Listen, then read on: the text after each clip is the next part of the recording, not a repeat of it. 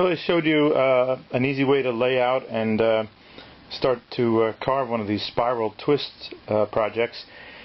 And here's another one that I started. This one's a little fatter. I'll show you the ones that I had before. Here's one from the earlier video.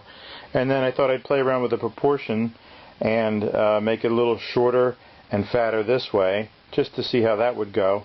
This one's out of pine, which is proving to be a little bit more of a challenge, just because of its not as hardness, but actually in order to get down inside of this and open this up, I've had to use the Dremel tool, because I'm afraid if I put too much pressure with a knife trying to break through, it would crack. So I have a couple different ones. Here's one that's kind of long and lets me get down in there. So basically what I did was I started with this little round here, very small one, and I just started working my way up through the groove and just keep running it deeper and deeper and deeper. Finally I had to get to the point where I could break through, so I used this one. This one actually has a burr right on the end of it, so it's almost like a little bit of a drill. Kept going on each one of these until I broke through. Right now I'm using this one because it's not as long, and I can just control where I'm doing it, because I'm trying to clean off the flats here, and I want to be able to get in here and round it. If you can see deep down in there, I want to be able to get in and rotate this without the carving burr hitting where I don't want it to hit. I did a 3/4 inch on my layout instead of a 1/2 inch, so that gave me a fatter twist on there. So that's a pine one. I'll round that over. And just to show you a couple other variations, here's one that I did. I took the top and I tried to make it look like it was kind of going through into this, coming out of it and spiraling down. I don't know, just something different.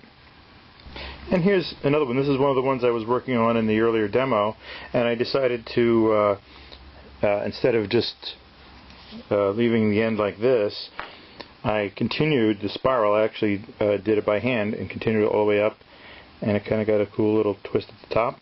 So that's an interesting way. I think this will be a nice one. And I put a couple coats of spray finish on it without any stain or anything, just natural, and it looks great. And that'll, I'll hang that on the Christmas tree or whatever.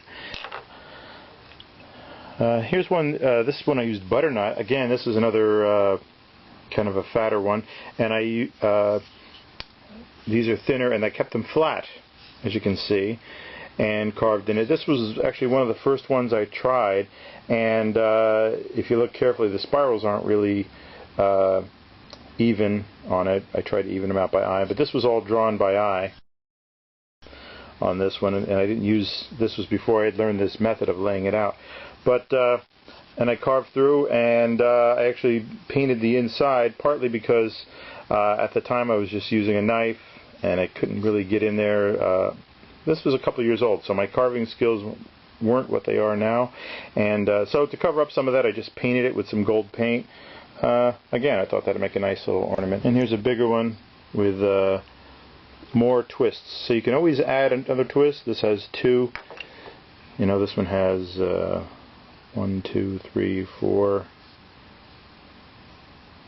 kind of 5, 4 or 5. Again, this was by eye, but this is kind of neat because it looks more natural. It looks just like it's a beard that is twisted up. It's not symmetrical.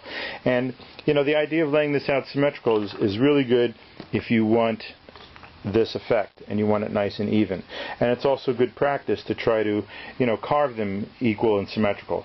But I think it looks more interesting if you do it by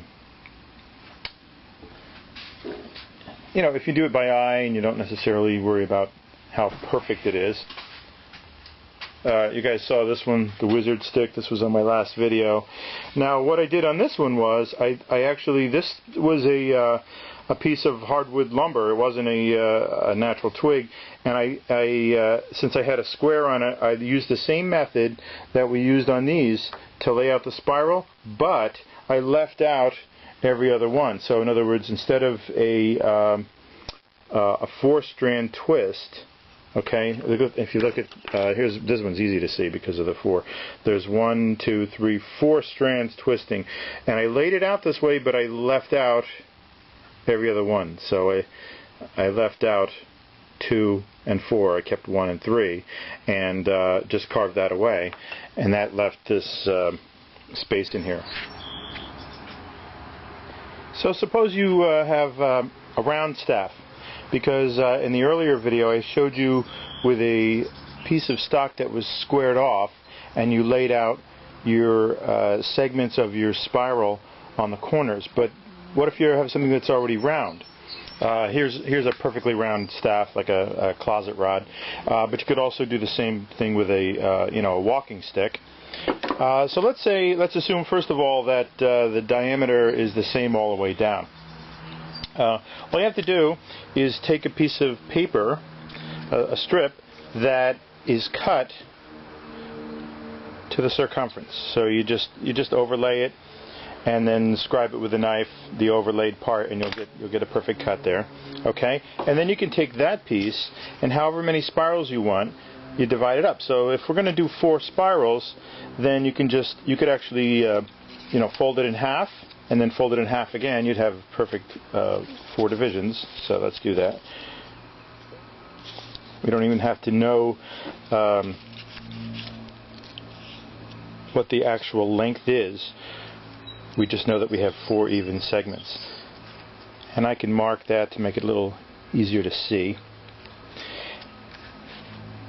And then when I lay it out, I have an index point to mark it. But what's great about this method is, suppose you wanted to do thirds. So you could also, I can do this like a letter fold, or I could even measure it out if I wanted. Okay, I'm doing this quickly, but if I took my time, or even if I laid it out with a ruler, I could have thirds. So I could have 3 strands. I could do 5 strands. Any odd number. All I have to do is take the length of this, divide it up. You might need a calculator to figure that out. But so then what I can do, whatever length I want to have. Suppose I want to have 12 inches of this rod have a spiral on it. So I'll decide where I want it to start. Let's say I come down from the top and I want it to be there. Okay, then I just take a ruler of some sort and mark the bottom.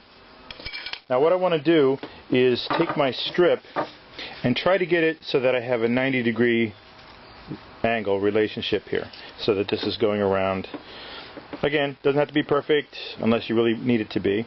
Then I can scribe around this to get my mark, and also mark my points on there. And this is easier if you tape it.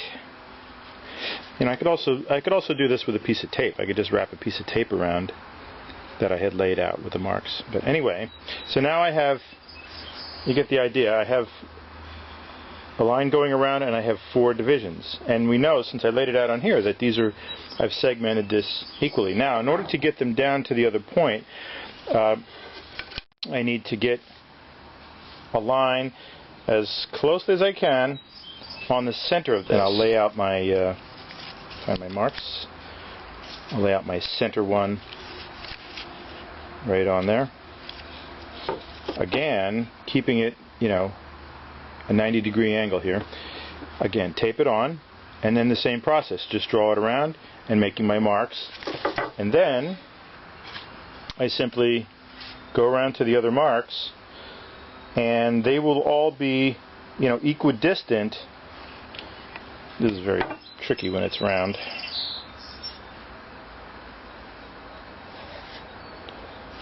Mark it on here.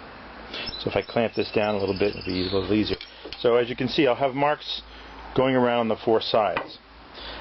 Then all I have to do is decide what division I want. So let's say if I want to do every inch, I'm making round numbers here, so it's all easy to do. So I find my mark here, and then I come down 1 inch, 1 inch, 1 inch, so forth. You get the idea. So I have 1-inch spirals going down, and then all I have to do is take a piece of tape, if I can find my tape. Okay, and then I start at my first mark up here, and I spiral it down to the second one down, on the next line, and then on the third line, the third one down. And so as you can see, I have a series of little marks here that are going to help me get a nice even spiral, and I just follow that all the way down. Okay, then for the next one I can just go to the next mark, do the same thing. Now I also can use the tape, the width of the tape, to make my actual spiral if I want to do that. So I can either just use the edge of it, so I have a single spiral going down, or I can use the tape and use that for the width of the spiral that I want to do. Depends on what kind of spiral I'm making. If I'm just making a groove or that type of thing, a simple design, that I might just want a single line. Now another method, and I learned this on the Woodwright Shop. There's several videos online for Roy Underhill's show, the Woodwright Shop, and he was showing how to do a spiral as part of a piece of furniture. So what he did was the same method. He took a piece of paper, and first he had turned a piece on a lathe, so he already had a round leg that he was using. And then he took a piece of paper, same way I did, but he measured it so it was perfectly like this, and then laid out the length that you want. And again, if you want, I have this laid out to be, I believe, 10 inches. So I want 10 inches of this piece to be marked out with a spiral. If I have a 10-inch piece, I'm just going to divide that in half. So I'll have 5 inches, and I'll divide it half again, which is 2.5, and 7.5. Okay, I'll do it on the other side. Same thing. So every 2.5 inches, I'm making a mark. Okay, so I have that. Now all I do is use a straight edge, and I'll start from 0, from the first one, and go up to my first mark. Then from my first one on the other side up to the second one, and the second one on this side up to the third one. You get the idea? And then this last one goes up to the corner. Okay, so now I have my 4 spirals. They're all going the right way. Okay, and I tape that on. Now when I wrap it, you'll notice, if you did this accurately, the spirals should come out pretty close, and if it's off, you'll notice it's off up here. So all this is, if you don't get this straight on the post, it won't line up. So that kind of tells you that you didn't get it straight. You have a couple different ways you can go with this. One is you could just take a straight edge, a sharp tool, and go right in that groove and give you marking for the deep part of your groove. The other possibility is to take a saw, and I'm using a back saw which has a nice fine tooth on it, and you can use a piece of tape on there. Let's say I want to go 1/4 inch deep with my cut. I can lay tape on here. I might want to use a longer piece, but at a 1/4 inch depth here, and then I'll saw into this, okay, down that groove. Just turn the groove and keep sawing till I get to this depth, and I'll have the perfect groove. Right, now let's say if this was a tapered piece of dowel or a walking stick. So let's say here I have a walking stick here that I'm working on, and so if you look, you'll see it gets thinner and thinner, and it's very thin at the end. Okay, so if that was the case, I can use the original method here. So I have this, say this would be my top piece where it was thicker, and then at the bottom, whatever the thin piece was, I'd wrap a piece around to the circumference of the smaller piece. And if I'm dividing it in 4s, this one's divided, I would do the same thing. I would just divide this one proportionally in 4s, so you see it's smaller, and that way these lines are going to carry down. You've still divided the dowel up into the right number of segments. So these are all different ways that you can achieve a good result with laying out on whether it's a square prepared piece, or whether it's round, or whether it's just a natural piece of walking stick. So good luck with that, and have fun carving your spirals. Talk to you later.